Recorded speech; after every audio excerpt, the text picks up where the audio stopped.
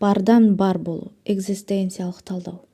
Дүниенің түбі бас көзіне көрінбейтін бір жарықтан шықты деп сенеміз. Ибн Арабидің ойымен айтсақ, ақиқат тым жарық, сол себепті көрінбейді. Олай болса, мына дүние неден бар болып тұр деген сұрақ мазалай береді. Оны құдіретті Алла жоқтан бар қылды ма, әлде бардан бар етті ме? Қарапайым пенде Құдайдың құдіретін паш ету үшін Алла бұл әлемді жоқтан бар қылды деп айтады. Бірақ Ибн Араби сияқты ойшылдар бұл сұраққа күтпеген тұстан келеді. Алла бұл әлемді бардан бар етті. Себебі құдіретті Құдай үшін жоқ нәрсе жоқ. Жоқ деген түсінік пендесі үшін ғана бар. Егер Алла үшінде жоқ деген түсінік болса, ол құдіретті кәміл болмыс саналмайды.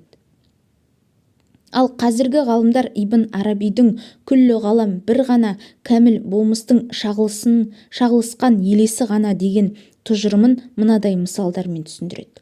Ұшы қып-қызыл болып жанып тұрған ағашты асқан жылдамдықпен дөңгелете айналдырыңыз. Бір ғана нүкте боп тұрған ағаштың қызыл ұшы шеңбер түрінде барлық нүктеде бар болып көрінеді. Енді шеңберді не бар деп, не жоқ деп айта алмайсың. Жоқ дейін десең, қызыл шеңбер көрініп тұр.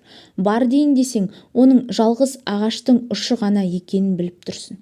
Бұдан соң шеңбер бар, бірақ оны бар қылып көрсетіп тұрған жалғыз нүкте деп ғана айтасың. Ойды түсініктету үшін тағы бір мысал берейік.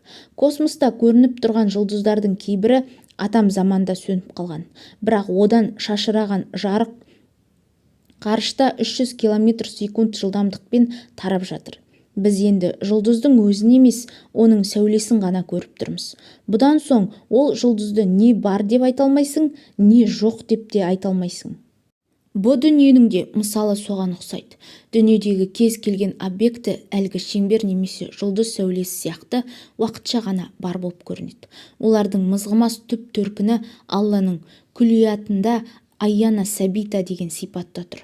Яғни не бар емес, не жоқ емес, тек аян сипатында мызғымай тұр. Аянның біреуіне Алланың күн деген, яғни бол деген әмірі берілгенде, оның елесі сәуле болып шашырап, бұл дүниеге жеткенде объекті болып көрінеді.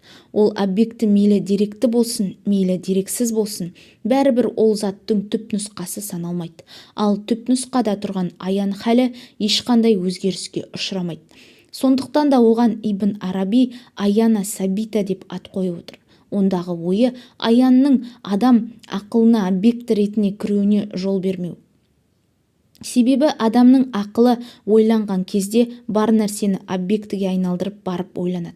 Мысалы, Алланың барлығына дәлел іздегенде адам